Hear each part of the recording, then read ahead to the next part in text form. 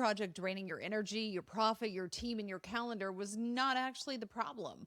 What if the bigger problem is that you said yes to it in the first place? Well, today we are talking about the projects that look so good on paper, the ones with a decent budget, a nice enough client, and maybe even a beautiful home or commercial space, but somewhere along the way you realize, ooh boy, this is not the right fit. And here is the hard truth. Wrong projects do not just cost you time, they cost you clarity and confidence and momentum, and they can really blur your positioning. Typically, too, what I see in the clients I coach, they end up weakening your boundaries. And if you say yes to enough of them, they quietly redesign your entire business into something you never even meant to build. So today I want to help you understand, why does this keep happening, what you may be misdiagnosing, and how to build a business that makes it easier to say no to what is wrong so that you have the capacity to say yes to what is actually aligned. Because the goal here, folks, is not to be busy. The goal is to build a design business that supports your life, your leadership, your profitability, and creates the impact you actually wanted to create way back when you started the business. Welcome back to Success by Design. I'm Katie Decker Erickson, interior designer, business coach for interior designers, and the founder of Colorworks. And I want to talk today about something every designer has experienced, but most of us do not talk honestly enough about, and it is the wrong project. Not the nightmare project that is obviously bad from day one, and not the client waving red flags like a halftime show. I mean the more subtle wrong project, the one that seems like it should be fine, and the one where you hear yourself saying things like, I can make this work. And it's not exactly what we do, but it's close enough. And well, they're not our ideal client, but it is revenue. And then something happens about 3 months later when we fast forward and you're still answering texts at 9:47 p.m. and your team is confused and that profit margin is disappearing. And all of a sudden, again, that business feels so heavy. That is what we are going to unpack today, because saying yes to the wrong project is rarely just a sales issue. It's usually a positioning issue or boundaries, pricing, confidence, even a business design issue. Michael Porter's work on strategy is helpful here, because strategy is not just what you choose to do. It is also what you choose not to do. And I love what he said, because his framework emphasizes the trade-offs, meaning that a business cannot serve every need equally well and still remain distinct, profitable, and effective. And that's really true in what we do. You can't build a highly profitable, process-driven premium design firm while you're also accepting every project, budget, timeline, communication style, and every client expectation. Because at some point, if you don't choose, your business is going to have to. And what will happen is the market might actually choose you, which is even worse. I want to lay out a scenario for you, and let's make this real. Let's say you get an inquiry and the person is excited. They found you on Instagram. Maybe it was a referral. Maybe they saw one of your completed projects and they're just gasping and loving your work. Immediately, your designer brain starts firing. You see the potential, what the space could become, and that transformation. You see that before and after in your head and the beautiful finished photography. You see the problem and you do know how you can solve it. And then that conversations begin. They say they are open on budget. They say they just need a little help. But as they keep talking, it becomes clear they actually need full design service, procurement, project management, contractor coordination, emotional support, and quite frankly, a therapist. They say they trust you completely, but then they start sending you 16 inspo images that all contradict each other. And they say they want your expertise, but they also want to shop everything themselves. And somewhere inside, there's this little voice. And it's not a dramatic voice. It doesn't scream. It's just a quiet little interior designer intuition voice that says, this may not be it. But then the other voice comes in, the business owner voice and the payroll voice that says, we need to keep the pipeline full. And what if no one else comes along? That voice. So what do? You say yes. And at first, admittedly, it feels like a relief. Great, new project, revenue coming in, calendar filled, your team has work. But then the project starts to reveal the truth. The client does not follow your process. They keep going around your team and coming straight to you. They ask for meetings outside of your normal structure. Maybe they question the invoice or the timeline or the markup or why things take so long. And now the whole firm is contorting around one project that should never have made it past discovery. And that is the moment when designers say, I need better clients. And I'm going to be really honest with you here. That's only part of it because we have to go a layer deeper into that statement. See, the real question is what allowed this client into the business in the first place? I want to talk about that hidden cost of the wrong yes. Because when you say yes to the wrong project, the cost is almost never limited to that singular project. It ends up spreading because a wrong project consumes disproportionate energy. It creates more communication, exceptions, emotional labor, confusion, scope creep, which isn't always bad. We have to account for scope creep and sometimes even encourage it when we have the profit margins to support it. I'm talking about bad scope creep here, the ones you haven't accounted for. It's going to create resentment in the long haul and the long run. And that is opportunity cost because hear me out. Every yes means there's something else you cannot say yes to. I love what I heard another designer say at High Point this spring. Say no so you can say yes. Forbes, in fact, has written this directly in the context of leadership and decision making. And their explanation is that every yes carries an opportunity cost because you could have been doing something else instead. And for us as interior designers, this matters deeply because your capacity isn't infinite, neither is your creative energy, your team's bandwidth, your calendar, your decision-making power. It's not finite. So when you give that capacity to the wrong project, it does not just cost you the hours on your timesheet, it's costing you the better project that you now have to say no to. See, the strategic relationship that you did not nurture gets sacrificed, or that content you didn't create, or the process you didn't improve, or the team member you didn't train, or maybe that CEO decision you did not make. So let's talk about where the misdiagnosis is happening here. Why does this keep happening to the designers who come into my coaching practice? Because here it is, folks. Most designers think the wrong projects keep happening because of one of the following reasons. I need better leads. I need more inquiries, more market, more processes or better processes. I need to get better at sales calls or be more patient and flexible and grateful. And don't get me wrong, all of that can be true, but you may just need stronger marketing. You may also need better sales language, and you may need clearer process education. But often the real issue is not that you do not know how to explain your value. You very much do. But what's happening, it is that you are explaining your value to people who were never positioned to value it. That is very different. See, because you can explain full service design all day long to someone who fundamentally wants an a la carte service. They want bargain sourcing and unlimited access. You can explain your procurement process all day long to someone who really wants links so they can shop it themselves. And you can even explain your timeline all day long to someone who's already decided their urgency should become your emergency. At some point, though, more explaining, it's not leadership. It is over-functioning. And interior designers, I see you, and I can be guilty of it too. We are very, very good at over-functioning. We are trained to see the gap and fill it, to solve the problem, to make things beautiful, functional, possible. That is the gift of design on one hand, but it also becomes really dangerous in business when we start applying it to the wrong fit clients. Because instead of saying this is not aligned, we say, how can I make this work? Or this does not fit our process. We justify it and say, maybe we can create an exception. And instead of saying this client does not trust us, we say maybe once they see the presentation, they'll relax. And sometimes they do. But more often, in my experience of nearly 20 years, they don't. Because the issue was never the presentation, the issue was the fit. So what's really happening when the wrong projects keep getting through our pipeline? So your business does not have a strong enough filter.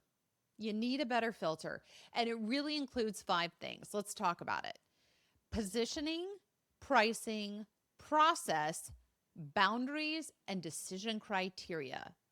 If those 5 things are unclear, the wrong projects are just going to keep coming through. And it's not because you're bad at business. You don't need an MBA like I have. You're many of you that are fabulous at business.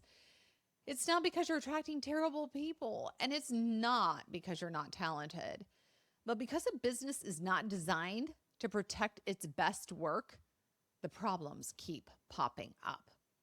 Okay, let's walk through each of these 5 with some specificity because I just threw them at you like drinking out of a fire hydrant. I want to dive in and go deeper. Let's talk about positioning because your market is attracting probably too wide a range. You need to answer the question, who is this for and why should they choose me? If your positioning or how you're putting yourself into the marketplace is vague, guess what? Your leads are going to be vague too. If your messaging says we create beautiful functional spaces for busy families, it might be true, but that's almost everybody. And it doesn't tell the market who is truly best served by your firm. And if people believe you do everything, guess what? They ask you for anything. And this is where the wrong projects begin. They begin before the inquiry. They begin in the way your business is presented to the world. If you're trying to build a premium full service design business, but your messaging still sounds accessible to anyone with a room and a Pinterest board, guess what you're going to keep attracting? People who like your taste, but they don't get your model. And that is exhausting. See, strong positioning pre-qualifies. It tells the right people, this is exactly what I've been looking for. And it tells the wrong people, oh, this may not be for me. And that is not a problem.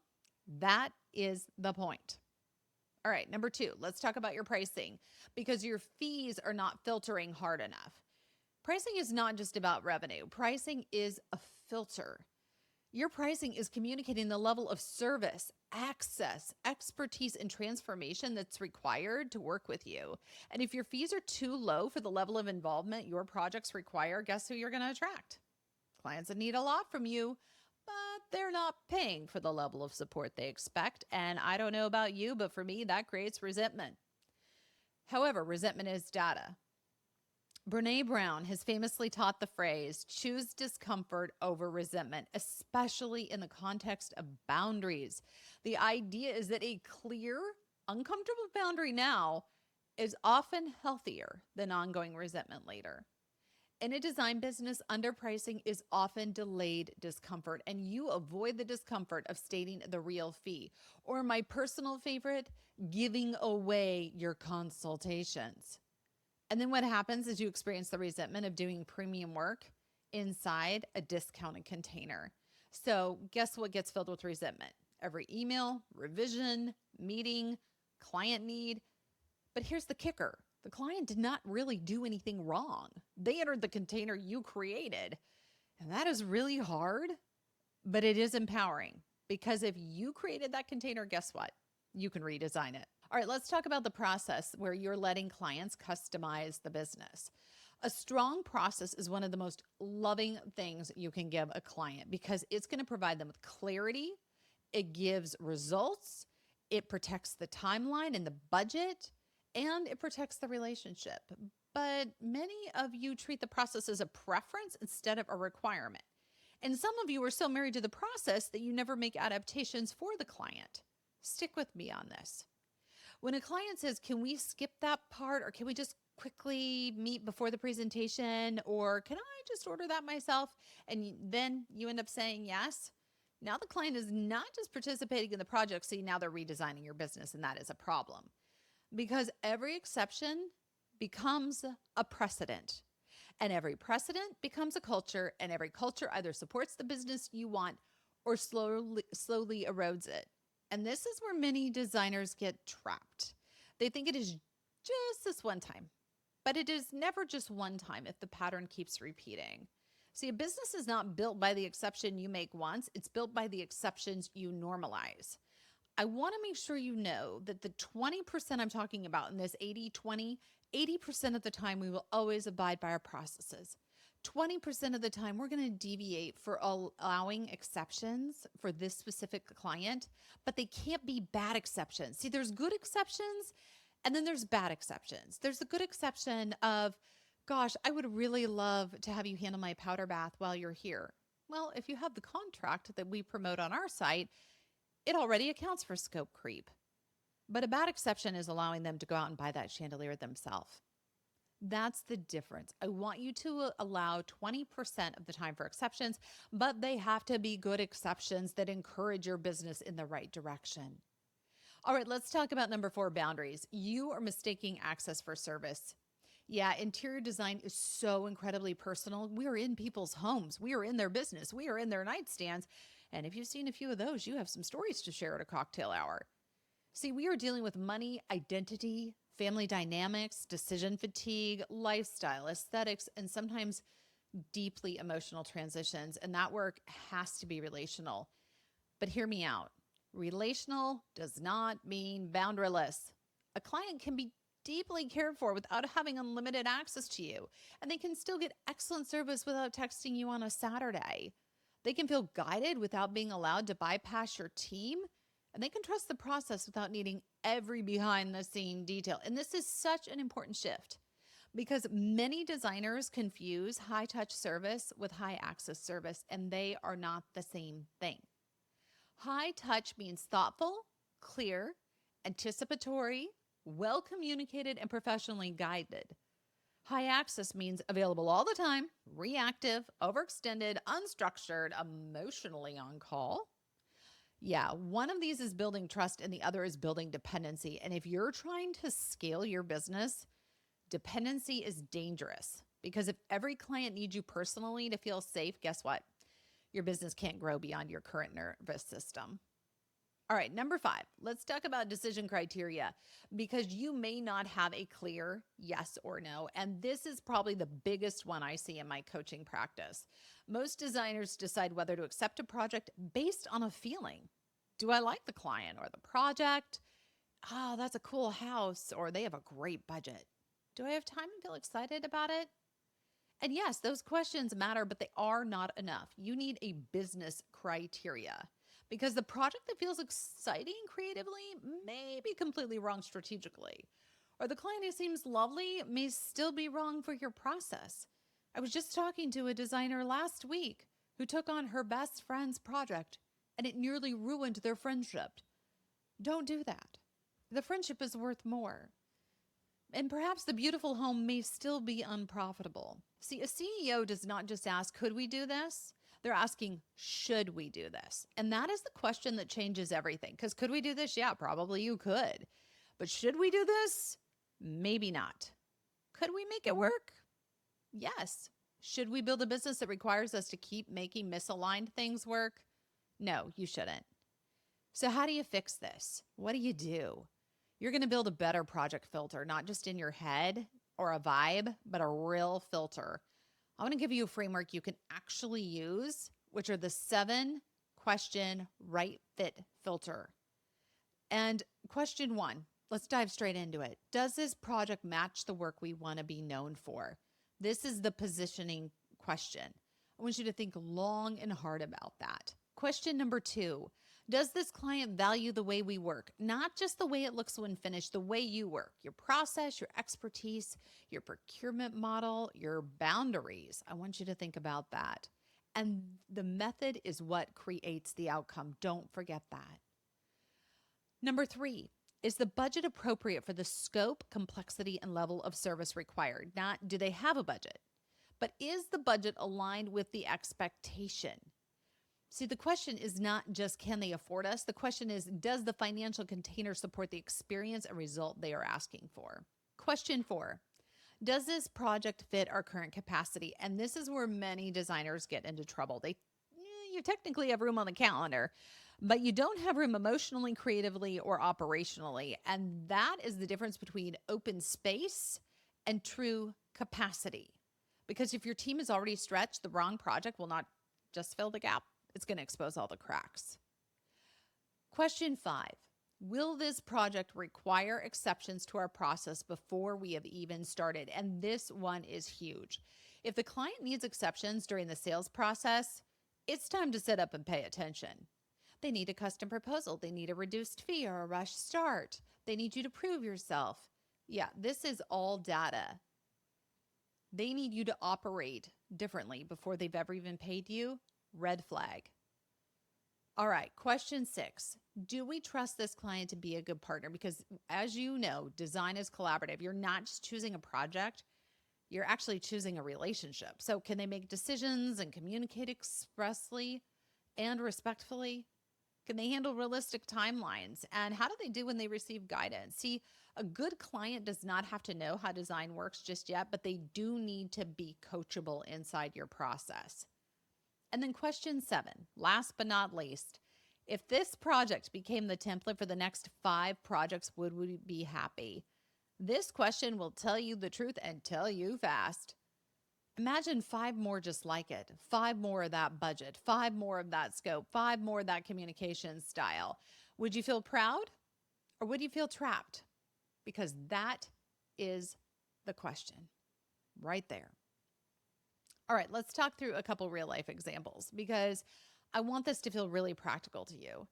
The almost full service client. See, the client says they want full service design, but what they really want is a designer led shopping plan. They want your ideas, your sources in your eye, but they don't want procurement. They don't want project management or implementation. But if your firm is built for full service design, they are not wrong as a human. They are wrong for that offer. The mistake is trying to squeeze them into your full service practice and process while letting them operate like a consultation client. And that's going to create chaos. All right, let's talk about the beautiful project with a bad timeline. And this one can be so seductive. The home is stunning. The client has taste. Oh, the project would photograph beautifully. But the timeline, it's really impossible because they want it done before a holiday or a party and before guests arrive or the baby comes or the housewarming. And because you see how good it could be, you're tempted. I get it. But it means urgency has to be priced, staffed, and structured appropriately. Otherwise, the business pays for the client's timeline. I want you to really think about that and really give yourself space with these examples that I just shared to have a mindset shift because this is where the real work is. That old belief of, I should be grateful for every opportunity. That has to be replaced with discernment is part of leadership. Gratitude does not mean saying yes to everything. You can be grateful for revenue and still recognize that not all revenue is good revenue. And this is a major maturity point in your business, especially if you're wanting to crack the nut of 7 figures. The early stage skill is often, can I create opportunity? The next stage skill is, can I choose the right opportunity? This is a different muscle. And for many of you, that shift feels scary because saying no is a trigger fear. Like, what if nothing else comes? Or what if I'm being arrogant? What if they tell people I was difficult? And what if I regret it?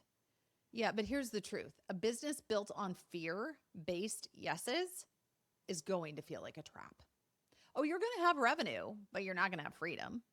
You're going to have projects, but you're not going to have peace. You're going to have clients, but you're not going to have clarity.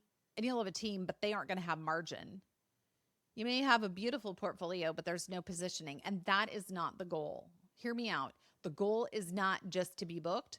The goal is to build something sustainable. Look at the deeper pattern here. You are designing from scarcity. When wrong projects keep happening, there is often this scarcity underneath of, take it, you might not get another chance. Don't be too specific. Do not raise the fee. Don't ask too many qualifying questions. Do not say no. But leadership says the right client needs clarity. The right clients respect process. The right clients value expertise, and the right clients are not scared away by my professionalism. The right clients do not need me to shrink the business to earn their trust. And that is so important because sometimes designers think boundaries will repel clients, and they will. They're going to repel the wrong ones, but they're going to attract the right ones. And a strong process feels restrictive to a wrong fit client, but it's going to feel safe to a right fit client. This is so important because I want to talk about consequences if we don't do this. When you keep saying yes to wrong project, 3 things are going to happen. First, your team is going to lose trust in the process.